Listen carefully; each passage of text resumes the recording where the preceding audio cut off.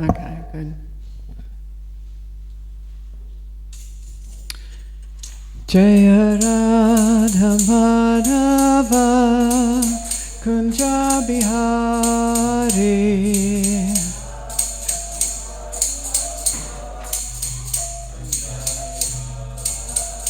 Jaya Gopi Jana Vallabha Girivaradari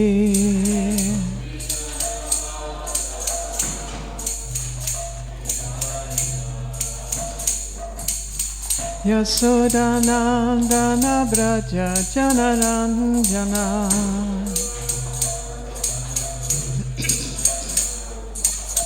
Yamunatira Vanachari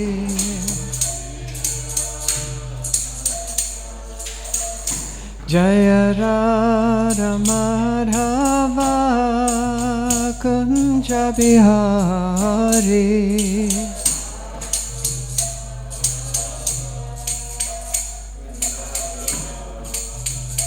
Hare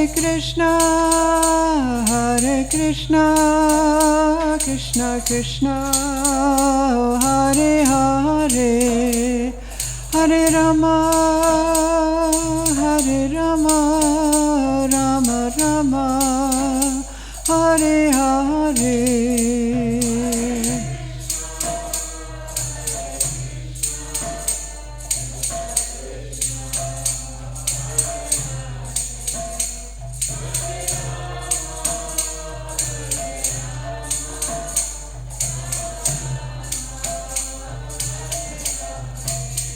Hare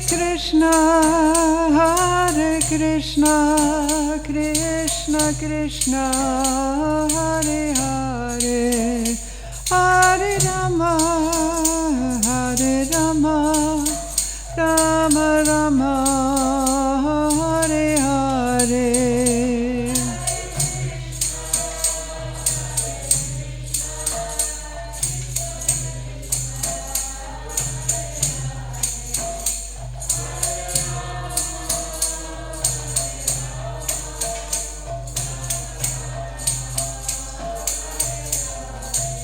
Jaya Prabhupada, Prabhupada, Srila Prabhupada.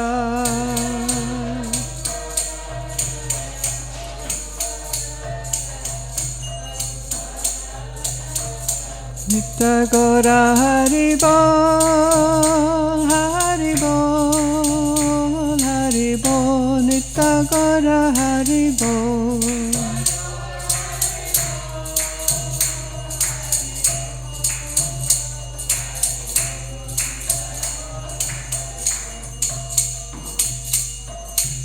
Jai Om Vishnupad Paramahamsa Paravrajakatara Astatara Sattahistavaran Shila Eti Bhaktivedanta Swami Shila Prabhupada Ki Jai ISKCON BBT Founder Acharya Shila Prabhupada Ki Jai Ananta Gauda Vaishnavrinda Ki Jai Namacharya Shila Haridas Thakur Ki Jai Shri Shri Radha Govardhana Dari Ki Jai Shri Shri Krishna Balarama Giriraj Lona Shingadev Ki Jai Shri Shri Gaunitai Ki Jai Nitya Gaura Premanandi Haribol. All glories to the assembled devotees. All glories to the assembled devotees. All glories to the assembled devotees. All glories to Shri Shri Guru and Gauranga. All glories to Srila Prabhupada.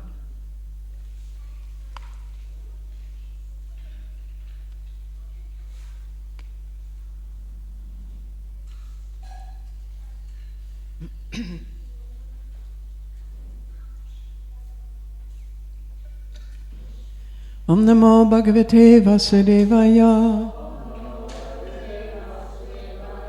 Om Namo Bhagavate Vasudevaya. Om Namo Bhagavate Vasudevaya. Right, so welcome everyone to this morning's Srimad Bhagavatam class. We are reading from the 16th chapter in the 3rd canto.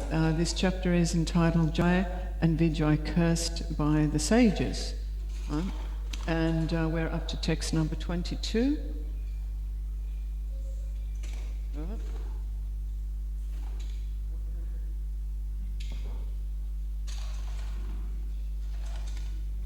Okay. So, please repeat after me. So this is a long meter, so we're going to use the meter for the Govindam prayers.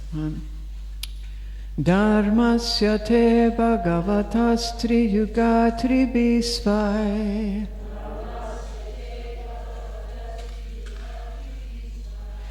Padbishchara charamidam dvija devatartam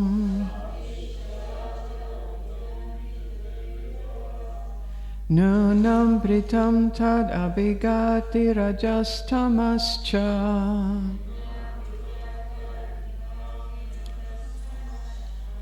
Satvena no varadaya tanuva nirasya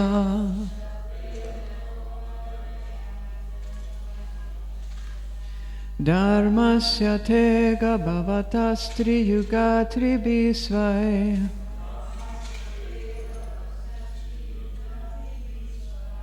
Padbishchara charamidam dvija devatartam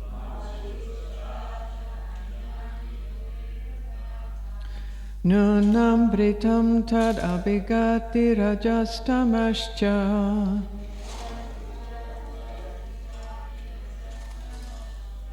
Satvena no varadaya tanuva nirasya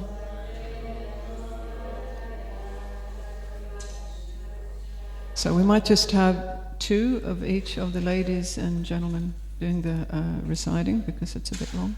Okay. Dharmasya te bhagavatasti yugati visa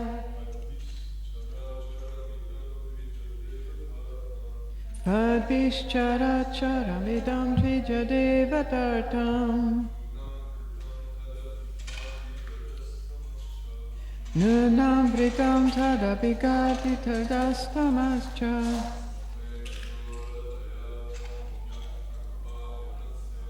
Satvena no varadaya tanuva nirasya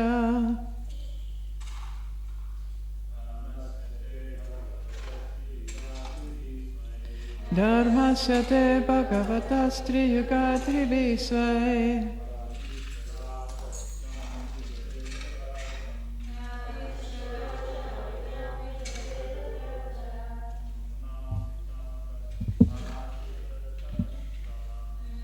Ritam tadabhigati rajastamascha Satvena navaradaya tanuva nirasya Ladies?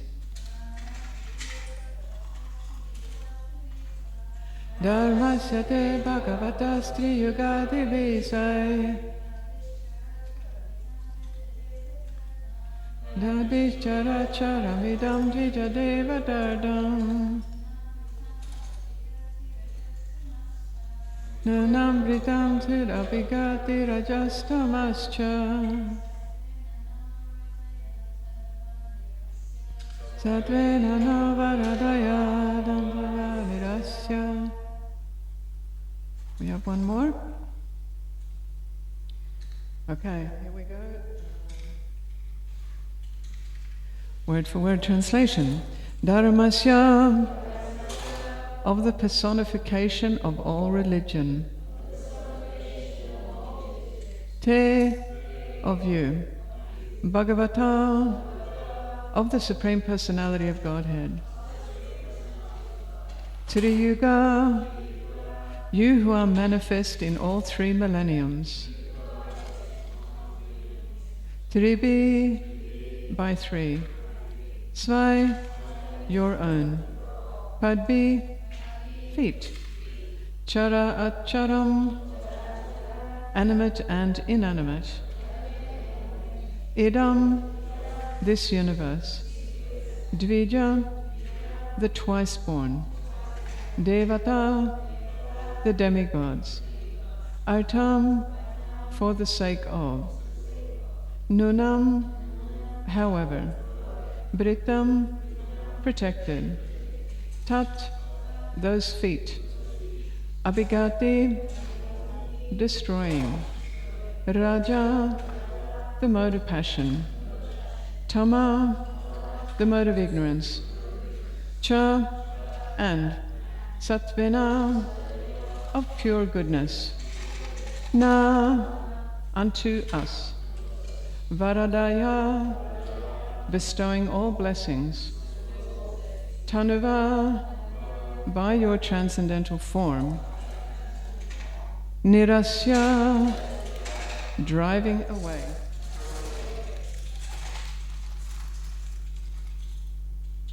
Okay, translation. O Lord, you are the personification of all religion. Therefore you manifest yourself in 3 millenniums, and thus you protect this universe, which consists of animate and inanimate beings. By your grace, which is of pure goodness, and is the bestower of all blessings, kindly drive away the elements of Rajas and Tamas for the sake of the demigods and twice born. Translation, please repeat. O Lord, you are the personification of all religion. Therefore you manifest yourself in 3 millenniums, and thus you protect this universe, which consists of animate and inanimate beings. By your grace, which is of pure goodness, and is the bestower of all blessings, kindly drive away the elements of Rajas and Tamas for the sake of the demigods and twice born. Jai. Purport by Srila Prabhupada ki Jai. The Lord is addressed in this verse as Triyuga, or one who appears in 3 millenniums, namely Satya, Dwarpa, and Treta Yugas. He is not mentioned as appearing in the 4th millennium or Kali Yuga. It is described in Vedic literature that in Kali Yuga he comes as Chana avatar, or an incarnation, but he does not appear as a manifest incarnation.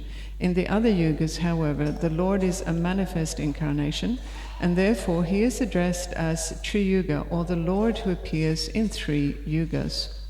Sri Daswami describes Triyuga as follows. Yuga means couple, and Tri means 3.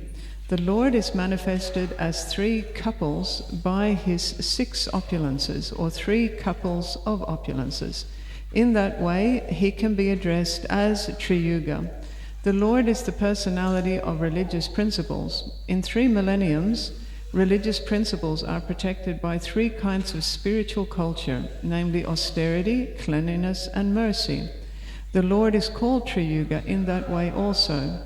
In the age of Kali, these 3 requisites to spiritual culture are almost absent, but the Lord is so kind that in spite of Kali Yugas being devoid of these 3 spiritual qualities, he comes and protects the people of this age in his covered incarnation as Lord Chaitanya. Lord Chaitanya is called covered because although he is Krishna himself, he presents himself as a devotee of Krishna, not directly Krishna.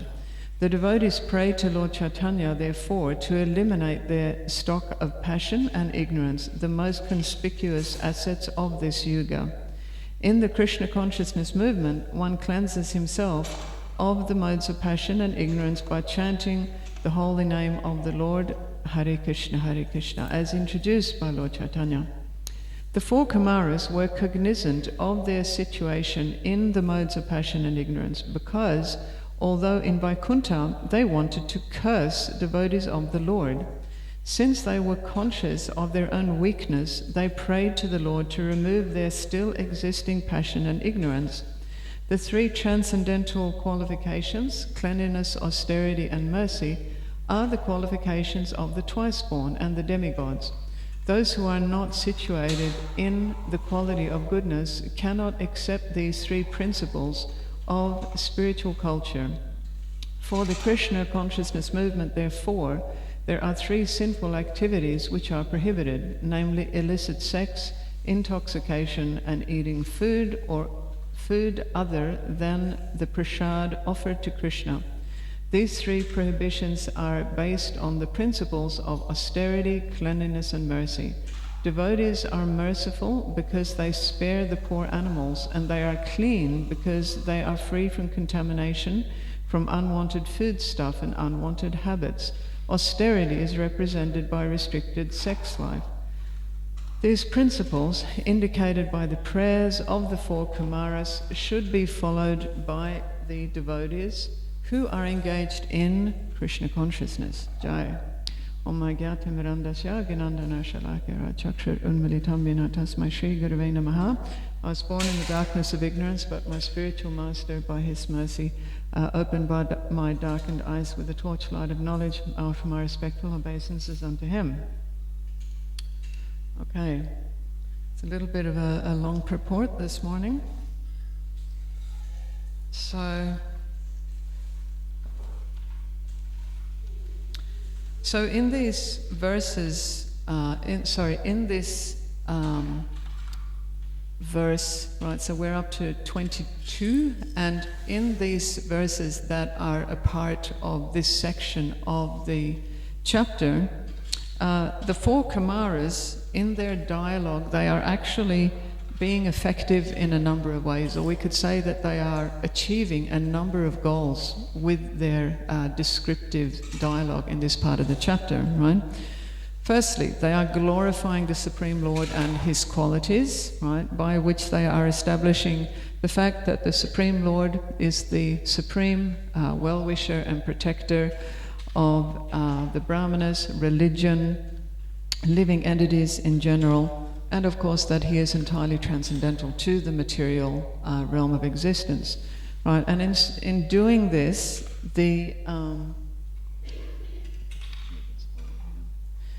Kumaras are demonstrating their own knowledge and understanding of the Lord's position, right, within the universe, and also their knowledge of their understanding of the Lord's relationship with the different living beings. Right, so ordinary materially conditioned souls would not be able to offer these types of insightful descriptions and prayers to the Lord. These types of prayers are spoken by elevated souls, and the four Kumaras were or are elevated souls. They are also demonstrating, or they are showing the Lord that they are happy and that they are willing to accept the humble position, right, in relationship to the Lord, because we have to remember that before this pastime, right, when the Kumaras, they've arrived at the gates of Vaikuntha, and they were not allowed entry, and they cursed Jai and Vijay. So before this pastime, they were actually yogis and jnanis, but now, by the mercy of Krishna, they have become bhaktas. So we could say that now they have entered into a more personal relationship with the Supreme Lord. Right? And in this relationship, they are showing and they are speaking, to the Lord that they acknowledge him as the Supreme Personality, and they are accepting their own subservient position, we could say, as bhaktas. Right? So also in this dialogue, the Kumaras are appealing to the Lord to bestow his mercy not only upon them, but actually on all living beings, by driving away the very troublesome effects of the lower modes of material nature. So the modes of material nature are described and discussed throughout the Vedas. Right? Srila Prabhupada, quite often he will discuss the harmful, the destructive effects of the two lower modes, that's Rajas and Tamas Gun. So quite often Srila Prabhupada will discuss these two modes together. Right? So these modes, they are destructive not only for when individuals are aspiring to reach spiritual goals, but they're also actually destructive just within worldly existence on this material platform. They don't really benefit anyone. They always end in some sort of calamitous effect, and those effects are actually described in Bhagavad Gita by Krishna himself. Right, so in particular, the Kumaras, in the verse, in the actual shloka, they are mentioning the demigods and the Dvija Bandhus, right? So Srila Prabhupada says that this term, twice born, the Dvija Bandhus, it refers to those individuals within cultured society, and specifically it has reference to the top three Varnas. And amongst all those individuals, the Brahmanas are said to be the topmost, right? So Brahmanas who are properly situated and carrying out their prescribed duties, right, as well as the demigods, these individuals, these personalities are naturally situated in the mode of goodness, right, above passion and ignorance. They are leaders in society, and they can also be described as authorities, right? Now, in tomorrow's shloka, I won't discuss it too much, but we hear how the Kumaras are making special reference in their ongoing prayers to the Lord about how the Brahmanas, in particular, need to be protected. You know, and without the protection of the Brahmanas, society becomes spoilt. You know, it sort of just dwindles away into something that is not a very productive system. So the Brahmanas, both the Brahmanas and the demigods, are actually dedicated to furthering religious principles all over the universe. Right? They are, in one sense, we could say that they are acting as welfare agents. Right? They are acting, guiding societies, and they are setting an example, actually, for all living beings through their ideal characters in being surrendered to the Lord and, you know, endeavoring towards acting on behalf of the Lord. So I just thought I'd read out some of the duties when we are discussing the demigods and the Brahmanas. So, you know, the demigods, they are empowered administrators, we could say, of material affairs, of universal affairs. Also, it is actually the duty of the demigods to protect the authority of the Vedas. Right? This is one of the duties of the demigods. Both the Brahmanas and the demigods, they are, as I was saying, they are following or doing their best to follow the orders of the Supreme Lord in ensuring that all living beings, you know, are, well, we could say they are working for the welfare of all living beings. They also give shelter to godly souls, and they guide society. Right? Brahmanas, in particular, will teach populations about the real values of life, right? Values that are beneficial for human, not only human societies, but for all societies to flourish. And they will also offer advice regarding how human society should live on earth, whilst at the same time offering homage to the Supreme Lord. Right? Also, Brahmanas produce religious literature, right? Spiritual, transcendental literature that then helps humanity in the to learn the science of God consciousness, which in turn, you know, leads to transcendence of the material realm. And also the Brahmanas, and in some case the demigods, we also see that they are instructing the leaders of human society, such as the Rajas, you know, the administrators, as to how they should make good decisions that are going to be beneficial for everyone. So we do not want to see the activities carried out by the Brahmanas and the demigods become hampered, right, by the awkward obstacles that may emerge from the lower material modes of passion and ignorance. Right? So there are many, which is, you know, this is what the Kumaras are making reference to this in their shloka for today. There are many pastimes in both Srimad Bhagavatam and Chaitanya Charitamrita in which we read about devotees of the Lord who are challenged, right, by various negative elements that are coming up from these lower material qualities, right, these lower material energies, however we may describe them. So these negative elements, they, you know, sometimes they manifest in the form of demoniac personalities who are doing their best to persecute the godly souls. And sometimes the negative elements may manifest in the form of some sort of catastrophic occurrence or some sort of interaction between various peoples that then proves very difficult for them.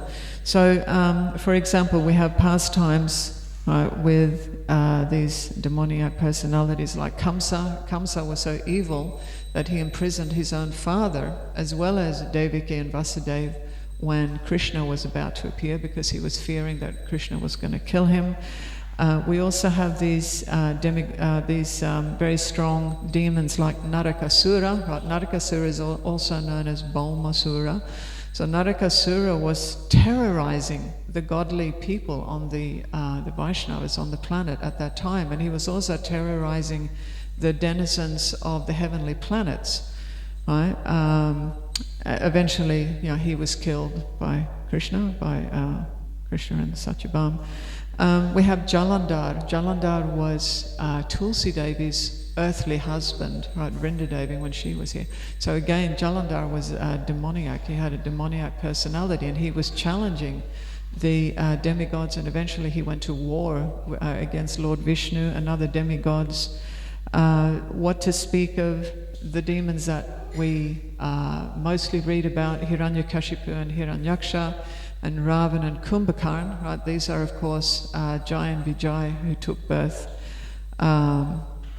to participate in Krishna's pastime, right? But all of these demoniac personalities, they do cause havoc and misery for the brahmanas and for the pious living entities. And, whenever this happens, then Krishna himself descends and he somehow annihilates these elements. And so the Kumaras in today's shloka, yes, they are praying, please come and drive away the effects of the lower material qualities. So, but, there is a but. In today's purport, right, Srila Prabhupada has made specific mention of another aspect of this shloka, right? And that is that the Kumaras are actually asking Lord Vishnu to eradicate the effects of the lower material modes, because they knew that they themselves were not totally purified from the effects of the lower modes, right? And that they themselves needed purification.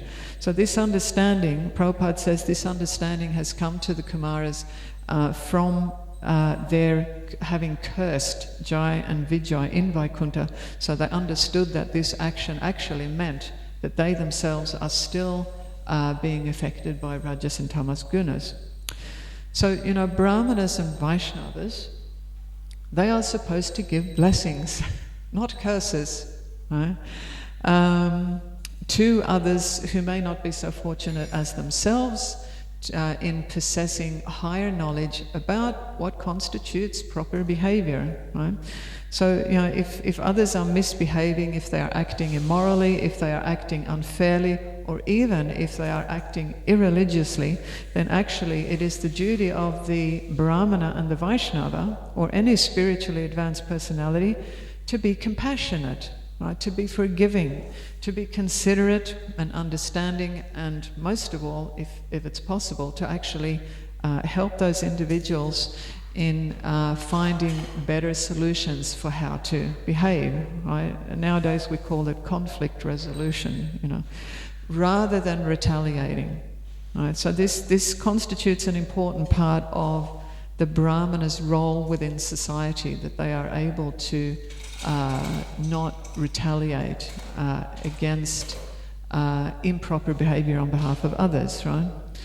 So those who are able to understand higher teachings from the Shastra, yes, they do have a duty to instruct others in how to produce peaceful societies, how to create and maintain peaceful relationships with each other.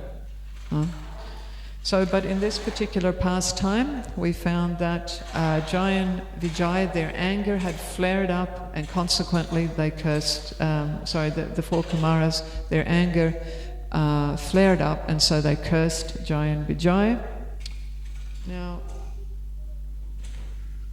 so this actually raises a very important, a very interesting discussion point regarding devotees' own awareness of how they themselves, how we ourselves are affected by the material energy, right? How well do we understand our own condition in terms of how we may have been contaminated within this material atmosphere? In the case of the four Kumaras, they were aware how they themselves had been affected, as Srila Prabhupada is saying. So they are appealing to the Lord for His help, right? Because they don't want to be afflicted by this anger. So anger is one of the constituents of tamagun, right? It is described as being a part of tamagun. Now, I don't know if any of you have read this particular book here, Science of Self-Realization. I would highly recommend that you read it if you haven't read it. Right? We know that, you know, when Srila Prabhupada speaks about self-realization or self-awareness, perhaps the primary lesson that he gives most often is, as a fundamental teaching, is that you are not that body. In other words, that we have to understand that we ourselves, we are a spiritual identity. Actually, we have nothing to do with this material manifestation, even these material bodies. Right? This is in the, you know, in the eternal sense, we could say, in the greater sense. Right? And from this basic teaching of self-realization come further corresponding lessons. Right? So, for example, like if an individual realizes that as a spiritual conscious individual, they are entirely different from this dull inert matter, that must mean that everyone else is entirely different from this dull inert matter, right? And if that is so, then the question of relationships arises, right? If we are all spiritual by nature, then that must mean that we have some sort of spiritual connection with each other, as well as some spiritual duty towards each other, right? So what is the essential or the original relationship experienced by all these spiritual entities that we are surrounded by on a daily basis and with whom we are sharing this earth, right? So this refers to all living entities, not just our own family members or our friends, or even not just the human race, but actually all living entities, right? So the point that I'm making here, this actually constitutes an important part of our own spiritual self-realization, right? It cannot be ignored if we want to make spiritual advancement. So, okay.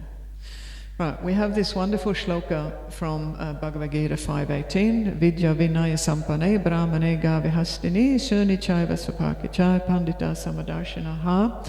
Right, to maintain this equal vision of all living beings, if we can achieve this, right, then, you know, if we come to this point of realizing that other living beings are just as spiritual as we are, then we can say that we are starting to mature in our spiritual vision, right?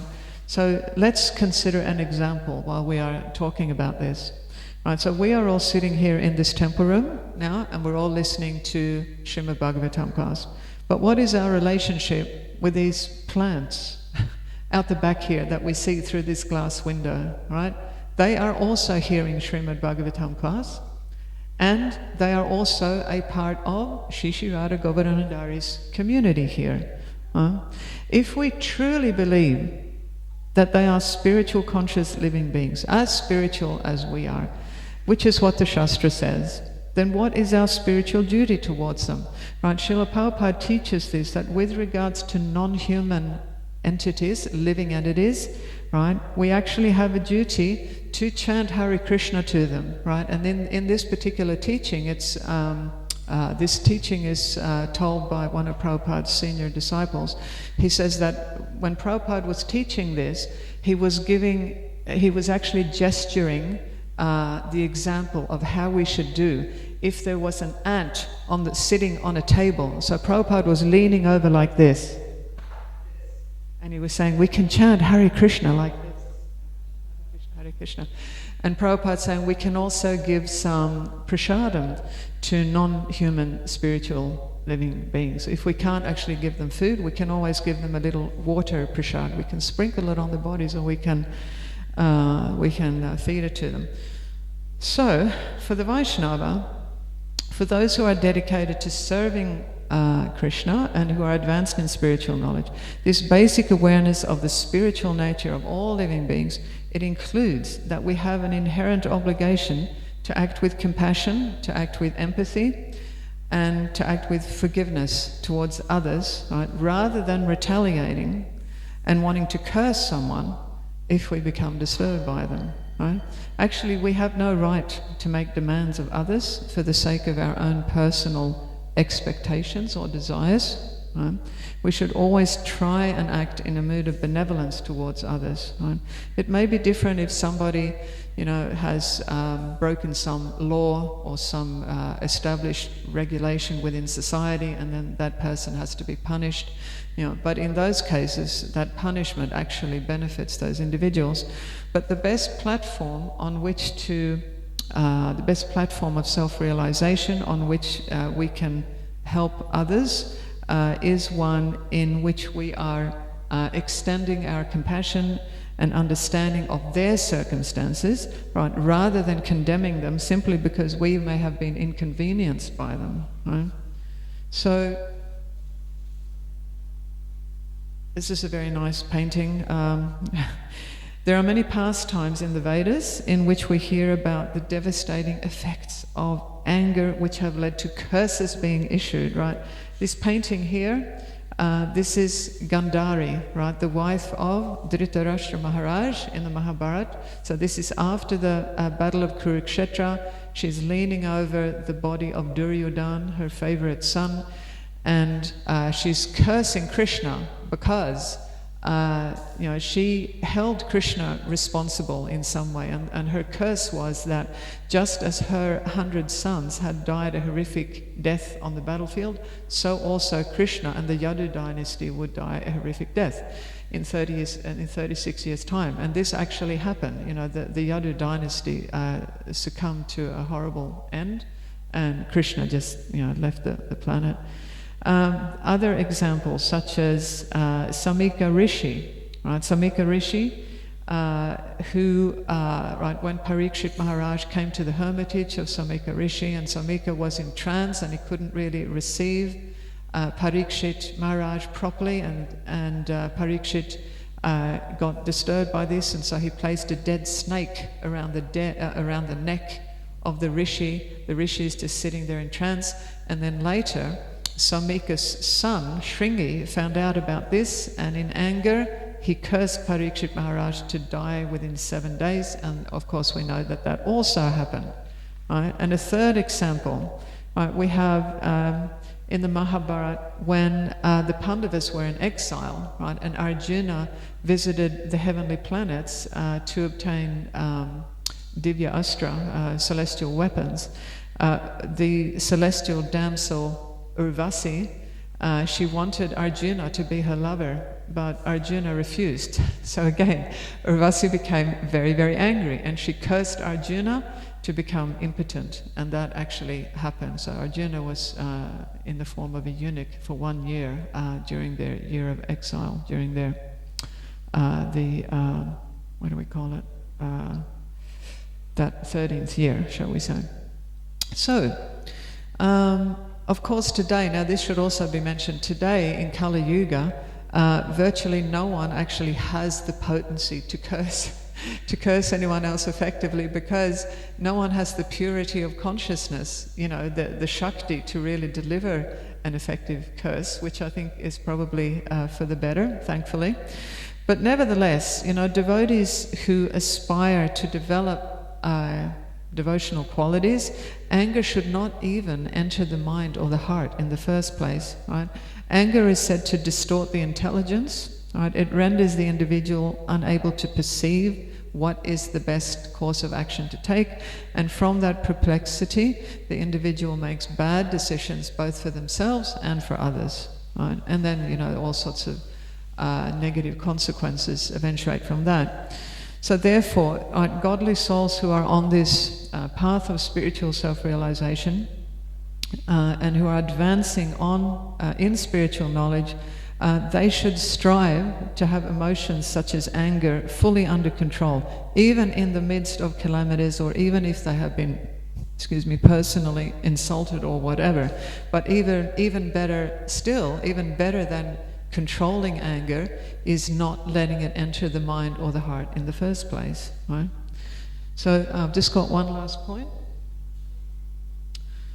So here we have these lists up here. This includes just some of the characteristics of Rajas and Tamas Guna, not all of them. So devotees of the Lord who choose to purify their consciousness and who are remaining on this godly path. You can open the door, and just slide the door open, because these posters are actually blocking the... Can you push it little bit further? Thank you so much. Yeah, the devotees who are on this godly path of devotion for Krishna, they are actually gradually coming out of the effects of these lower material qualities. They are, all right?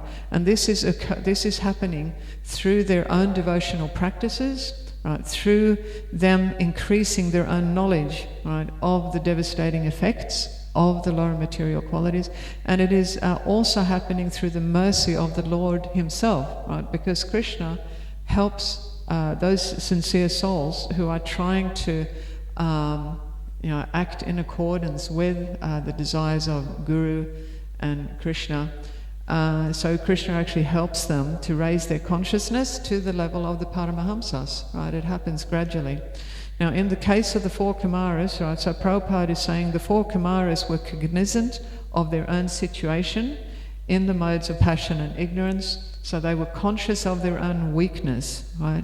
So actually, it is only elevated souls like the four Kumaras who can accurately identify their own circumstances and who are mature enough to admit exactly what their circumstances are. So, if we return to this discussion about self-realization, so individuals who are mature enough and humble enough to admit that, yes, I have been contaminated simply from living in this material world, simply from being in this material atmosphere, those individuals, they stand a chance of improving their own, changing their own circumstances for the better. And this is what the Kumaras did in these prayers to the Lord. Right? So when Srila Prabhupada says that the Kumaras had recognized their own weakness, this is what he's referring to, this self-realization on behalf of the Kumaras. Right? Other individuals, however, right, those individuals who deliberately choose to be involved with the lower material qualities, the lower material energies, right? There is a Sanskrit word for this. It is ahankriti. Ahankriti means egotistical. Egotistical. Those individuals who choose to associate with the material energy and ignoring the Lord at the same time, they virtually have, they have very little hope, very little chance of accurately understanding their own circumstances, meaning that they will not be inclined to take steps to improve their own circumstances in terms of spiritual consciousness and understanding how they should actually be acting in congruence with Shastra. So typically, these individuals, we can call them materialists, they tend to go through life in pursuit of their own worldly profiles, right? Their own worldly identities or their own worldly personalities, right? They strive to prove to the world as much as to themselves that they are somehow, some sort of appealing personality who is not dependent on the Lord and who does not need to follow Shastra. And we see this a lot in Kali Yuga. We see it all around us today. This is going on. Most people in the world are acting in this way. So such individuals, they are under this illusion that this type of worldly character building, whatever we can call it, that this shows their own strength, that it somehow shows their own prowess, and attractiveness, but actually it is just demonstrating their own personal weakness. Right? Because what it means is that, if they are acting in that way, it means that they have succumbed to this very powerful illusory energy of the lower modes of material nature that is dictating that they exist separately from the Lord and that they are the masters of their own destination. Right? Of course, we all have a minute independence to choose, but these types of foolish conceptions, right, that we are not dependent on the Lord, they come from these lower material modes, and they do have a debilitating effect on the spiritual, eternal individual. This material energy can be described as being very coarse, right? This coming from Rajas and Tamas Gun. It strikes at the individual's inner strength, and it also strikes at their intelligence, right? And if the individual is not strong enough to withstand this sort of onslaught from the lower material modes, then they end up succumbing to these foolish notions that actually their real identity is a worldly identity rather than a spiritual identity. Right? And again, this situation is actually a symptom of a person's weakness, right? It is not a symptom of their strength, this kind of worldly identity seeking. And it also represents a lack in self-realization on behalf of the individual.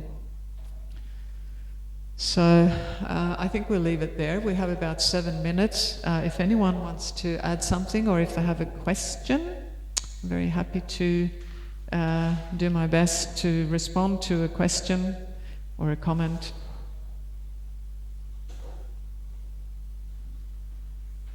Anyone out there? Tom? Yes? Tom is... Thank you for the class. What was the word for the ego? Egotistical, ahankriti. So ahankara means the false ego, and ahankriti is egotistical. That's the translation that Srila Prabhupada has given in I think it's in the 8th canto of Srimad Bhagavatam. Okay, thank you. Yeah. Vaishnavi?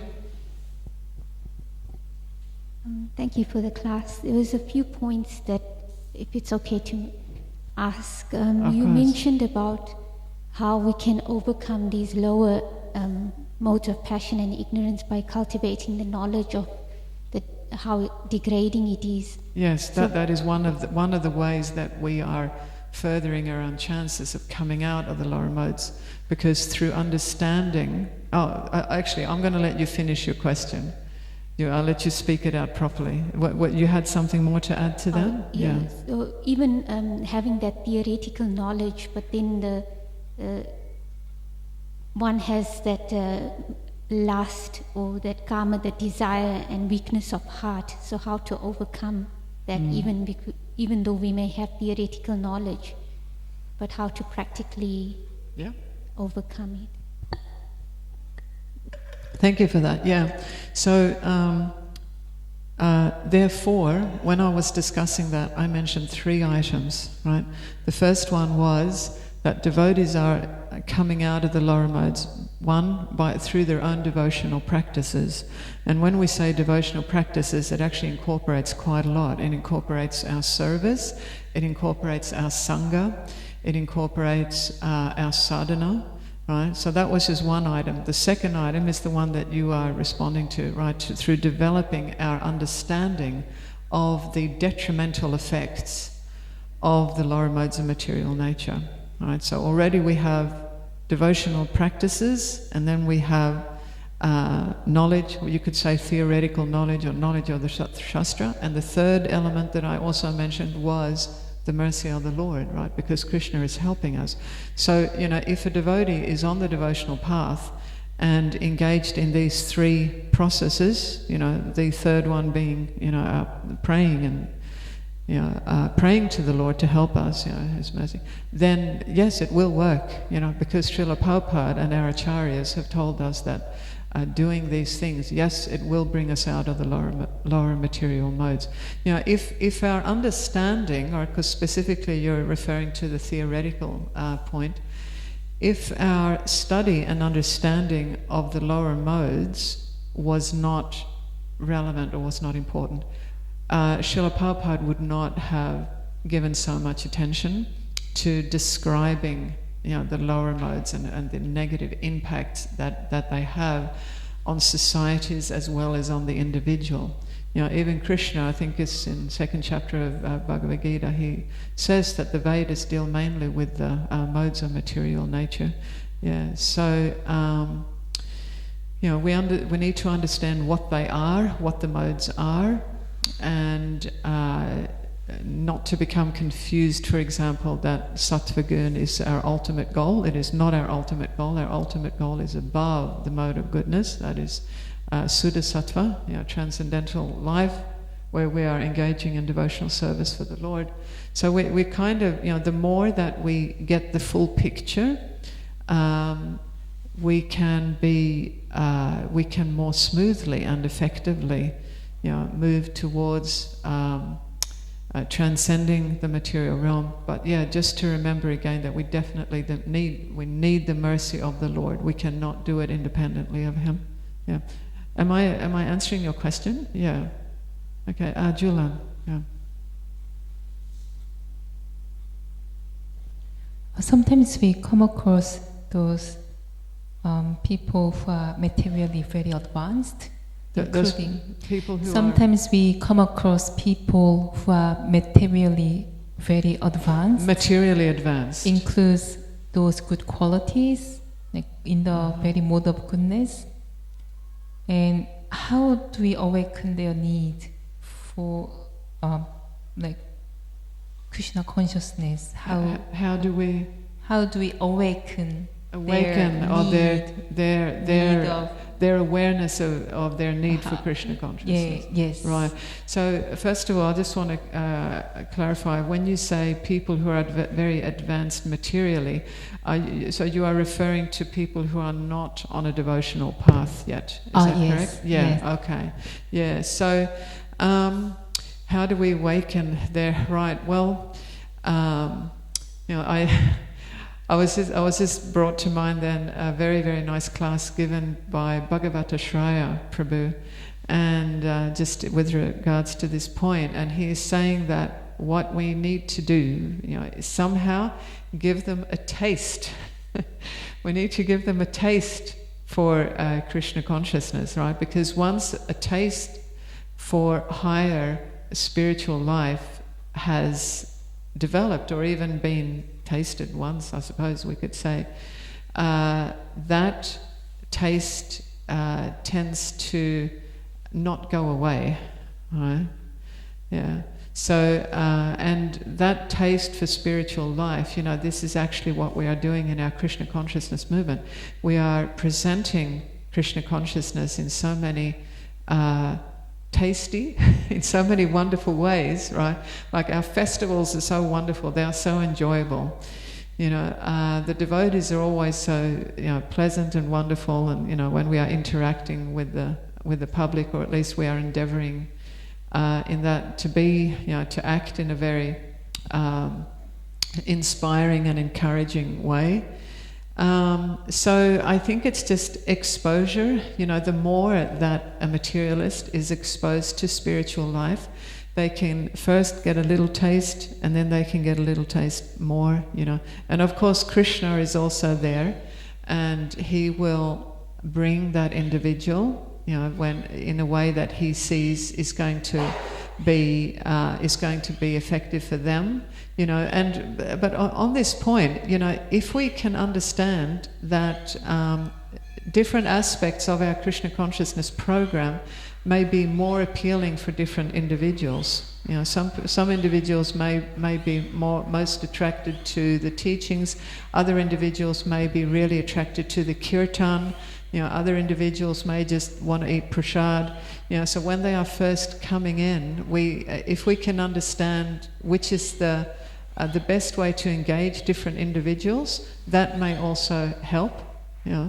But of course, all aspects of our Krishna consciousness program is also purifying them, right? Even just having a little contact. We hear these wonderful stories of, some materialist just having a little contact with some devotee and their lives have been changed. Yeah. So we shouldn't underestimate the potency of this process. Yeah. Thank you for that question, Julian. Yeah. Okay, yeah. So I can hear that breakfast has started and I don't want to keep you all. If any of you want to speak more with me, we can do that maybe outside the temple, like, after you've had breakfast or whatever. Jai. Okay, thank you everyone for attending. Jai. Granthara Srimad Bhagavatam ki jai. Srila Prabhupada ki jai. Hare Krishna.